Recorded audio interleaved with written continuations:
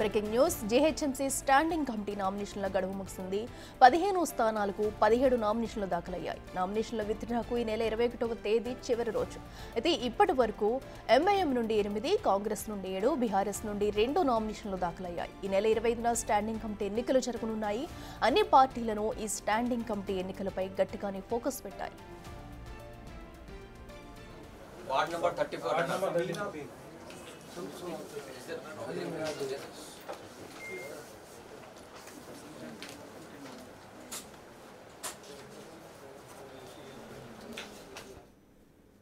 ఇదే అంశానికి సంబంధించి మరింత సమాచారం మా ప్రతినిధి శ్రావణ్ లైవ్ లో అందిస్తారు. శ్రావణ్, చెప్పండి. ఇప్పటికే స్టాండింగ్ కమిటీ ఎన్నికలకు సంబంధించి కూడా 17 నామినేషన్లు అయితే దాఖలైనట్టు కూడా తెలుస్తుంది. దీనికి సంబంధించి అప్డేట్స్ ఏంటి? స్టాండింగ్ కమిటీలో మొత్తము 15 సభ్యులకు గాను ఎన్నికల నోటిఫికేషన్ విడుదల చేశారు. మొత్తము 17 నామినేషన్లు వచ్చాయి. 15 సభ్యులకు గాను 17 నామినేషన్లు వచ్చాయి. మనం ఒకసారి ఇది ఎగ్జాక్ట్గా నామినేషన్లకు సంబంధించినటువంటి లిస్టు. కాంగ్రెస్ నుంచి 7 నామినేషన్లు రాగా ఎంఐఎం నుంచి 8 నామినేషన్లు వచ్చాయి. బీఆర్ఎస్ నుంచి 2 నామినేషన్లు వచ్చాయి అనేది రిటర్నింగ్ ఆఫీసర్ దగ్గర నుంచి మనకి ఉన్నటువంటి సమాచారం. ఒకసారి మనం క్లియర్గా ఇది గమనిస్తే నేమ్ ఆఫ్ అ ప్రపోజర్, దాని తర్వాత నేమ్ ఆఫ్ అ క్యాండిడేట్, వాళ్ళకి సంబంధించిన ఏ వార్డుకి సంబంధించిన కార్పొరేటర్ అనేది కూడా క్లియర్గా ఇందులో మెన్షన్ చేశారు. సో ఒకసారి మనము స్క్రూటినీ కూడా కింద ఉంది. The nomination papers will be taken for scrutiny. 18వ తారీఖున స్క్రూటినీ ఉంటుంది. ఈ నెల 21వ తారీఖున నామినేషన్ల విత్డ్రాకు చివరి తేదీ.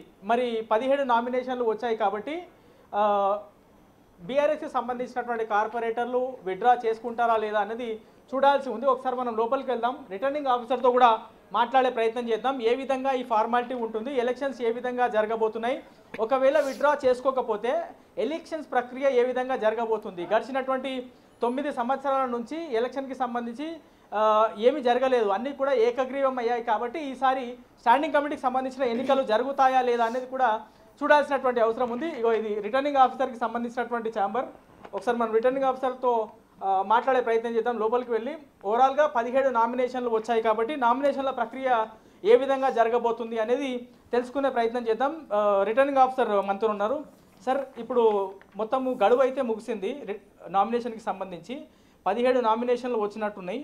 మొత్తము ఒక 15 నామినేషన్లు వస్తేనే ఏకగ్రీవం కదా సార్. ఇప్పుడు 17 నామినేషన్లు వచ్చినాయి. ఏ విధంగా ఉంటుంది ఎలక్షన్ ప్రాసెస్?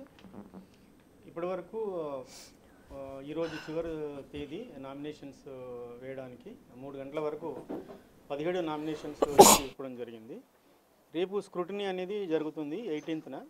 స్క్రూటినీ అయిన తర్వాత ఈ వ్యాలిడ్ నామినేషన్స్ అన్నీ కూడా డిస్ప్లే చేయడం జరుగుతుంది. 21st వరకు విత్డ్రావల్కి అవకాశం ఉంది. 21వ తారీఖు వరకు నామినేషన్స్ విత్డ్రావల్కి 21st 3 PM వరకు వాళ్ళకు టైం ఉంది విత్డ్రా చేసుకోవడానికి. సార్, ఇప్పుడు ఈ నామినేషన్లకు సంబంధించిన పత్రం ఒకసారి గమనిస్తే ఒకే కార్పొరేటర్ చాలా మందికి ప్రపోజ్ చేసినట్టున్నారు. అట్లా చేసడానికి వీలుందా రూల్ ప్రకారం? గవర్నమెంట్ జీవో 59 ప్రకారము దాంట్లో రూల్స్ ఫ్రేమ్ చేయడం జరిగింది. రూల్ 8 సబ్ రూల్ 2 ప్రకారము ఒక క్యాండిడేట్ అంటే ఒక కార్పొరేటరు 15 మందికి ప్రపోజ్ చేయడానికి అవకాశం ఉంది. సరే, ఇప్పుడు గడిచినటువంటి దాదాపుగా 9 సంవత్సరాల నుంచి ఎట్లాంటి ఎన్నికలు జరగలేదు, ఏకగ్రీవం అయ్యాయి. ఇప్పుడు ఎన్నికలు జరిగితే ఏ విధంగా ఉండబోతుంది సార్? కార్పొరేటర్లు ఓటేస్తారా లేకపోతే ఏ విధంగా ఉంటుంది, ఎక్కడ జరుగుతాయి? ఒకవేళ మన 21st తర్వాత మనకు ఎంతమంది క్యాండిడేట్స్ ఫ్రీలో ఉంటారనేది తెలుస్తుంది. అప్పుడు మనము ఒకవేళ ఎలక్షన్స్ ఇట్లా పెట్టాలనుకుంటే ఇక్కడ జిహెచ్ఎంసీ హెడ్ ఆఫీస్లోనే గతంలో చేసినట్టు 2 పోలింగ్ స్టేషన్స్ ప్రపోజ్ చేయడం జరుగుతుంది. కౌంటింగ్ కూడా అదే రోజు 3 PM తర్వాత మనం కౌంటింగ్ ప్రక్రియ కూడా చేపట్టడం జరుగుతుంది. ఎట్లా సార్, ఇప్పుడు కార్పొరేటర్లుగా వాళ్ళే ఓటర్లు ఉంటారు కాబట్టి వాళ్ళ ప్రత్యేకంగా ఓటర్ స్లిప్ లాంటివి ఏమైనా ఉంటాయా లేకపోతే నార్మల్గా ఐడి కార్డు తీసుకొని వచ్చి ఓటేసి వెళ్ళొచ్చా? అంటే ఇప్పుడు గవర్నమెంట్ జీవో 59 ప్రకారము రూల్స్లో మనకు ఏంటంటే ఒక కార్పొరేటర్ అంటే దాంట్లో number of standing committee members 15 అనేది ఫిక్స్ చేయడం జరిగింది. ఎంతమంది అయితే ఫిక్స్ మెంబర్స్ ఉంటారో అన్ని ఓట్లు వేయడానికి ఒక్కొక్క కార్పొరేటర్ 15 ఓట్లు వేయడానికి అవకాశం ఉంది.